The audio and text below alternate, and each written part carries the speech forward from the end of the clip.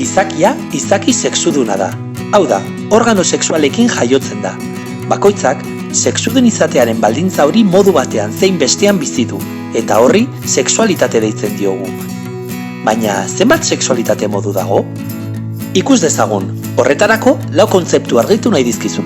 Ikusiko duzu, denak ezagunak egingo zaizkizu. Az gaitezen sexu biologikoarekin. Sexu biologikoak gizon eta emakumeen arteko ezberdintasun biologikoen berri ematen digu, genitalak, kromosomak eta hormonak. Zakila eta barrabilak badituzu eta zure kromosoma X bada, zure sexu biologikoa gizonezkoa da. Bulba eta ovarioak badituzu eta zure kromosoma XX bada, zure sexu biologikoa emakumezkoa da.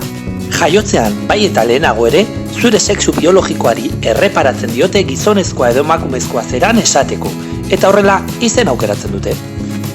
Hurrengo kontzeptua, sexu identitatea. Genero identitatea ere esaten zaio. Erreza da. Zu nola sentitzen zaren galderaren erantzuna da, gizon edo emakume. Gizon sentitzen zara, zure sexu identitatea gizona da. Emakume sentitzen zara, zure sexu identitatea emakumea da. Bizipen subjetiboa da. Eta begira, hau, sexu biologikoarekin bat etor daiteke edo ez. Zer esan nahi du horrek? Gizon gehienek zakila dutela, baina batzuk bulbarekin jaio direla, gizon transexualak. Eta emakume gehienek bulba dutela, baina batzuk sakilarekin jaio direla, emakume transexuala. Izu, sexu biologikoa eta sexu identitate bera duten pertsonei zisexual deitzen zaie. Orain, badakizu. Ondo da, jarrai dezagun desiraren orientazioarekin, edo orientazio sexuala. Hau argiago izaten dugu. Orientazio sexuala gustokoen duzun sexuarekin lotuta dago. Hau da, modu emozional, sexual eta afektiboan zein sexuk erakartzen zaituen gehien. Beste sexuko pertsonek erakartzen bazaituzte, heterosexuala zara. Zure sexu bereko pertsona gustoko badituzu, homosexuala zara. Erreza da, ezta? Azkenik, genero adierazpena azalduko dizut. Gizarteak gizon edo emakume izateagatik jokatu behar duzun bidea edo modua ezartzen dizu. Keinuak, janzkera, zaletasunak ezberdinak dira, genero femenino edo maskulinoarentzat. Eta modu horretan, zure genero adierazpena maskulinoa izango da esaterako futbolzalea bazara, kotxea gustoko badituzu, edota gogor jokatzen baduzu. Zure genero adierazpena femeninoa izango da esaterako ile luzea baduzu, gona jazten baduzu, makillatzea gustoko baduzu edo dantza interesatzen bazaizu. Hau da, jaiotzen zarenetik ezartzen dizuten neskentzako arrosa eta mutilentzako urdina. Eta orain, adi. Begirazten bat kombinazio dauden lau kategoria hauek nahastu. Zakila duen gizona izan zaitezke, heterosexuala eta femeninoa. Edo gizon zakilduna, maskulinoa eta homosexuala. Edo emakume transexuala izan zaitezke, femeninoa eta lesbiana. Edo bulba duen emakumea izan zaitezke, maskulinoa eta heterosexuala. Eta horrela, kombinazio guztiak. Mundiala ez da, baina tira. Dagoeneko konturatu zara zerbait falta dugula. Korapilatxoa badirudi ere, orain arte azaldeutakoa simple samarra dela eta badirela azalpenean erakutsi ez ditudan beste errealitate batzuk ere.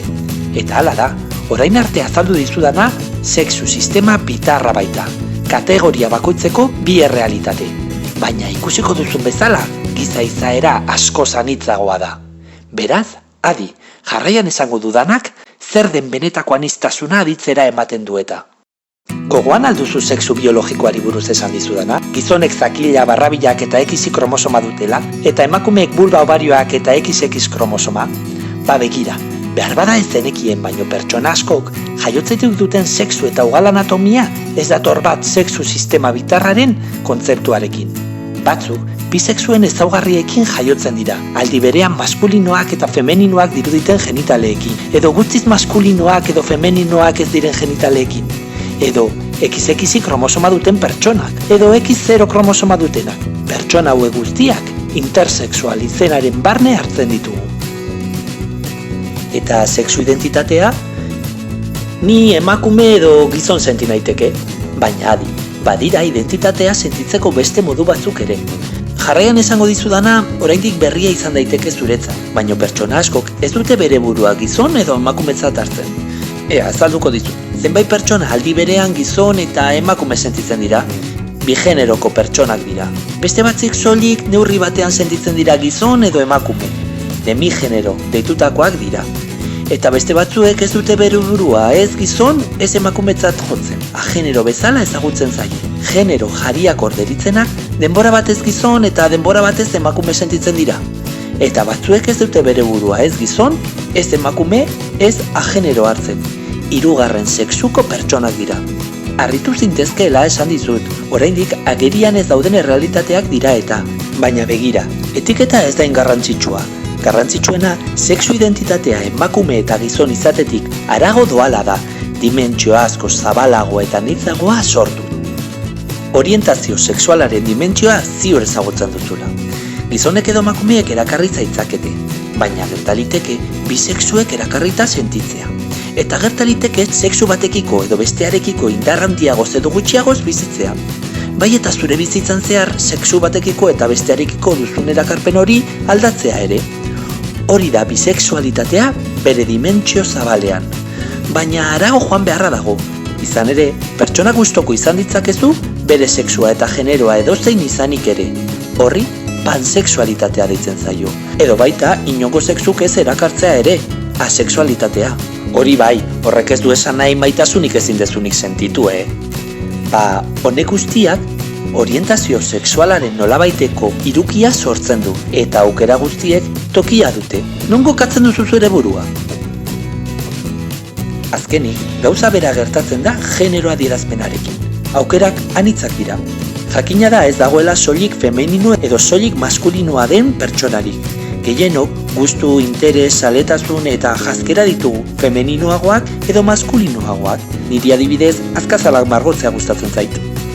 Eta horrela, femenino edo maskulino izatea dimentsio baten muturrak badira, erdiko puntuan genero androginoa aurkitzen dugu. Femeninotzat edo maskulinotzat hartu ezin daitezkeen pertsonak dira, modu orekatu batean bi generoen ezaugarriak dituztelako.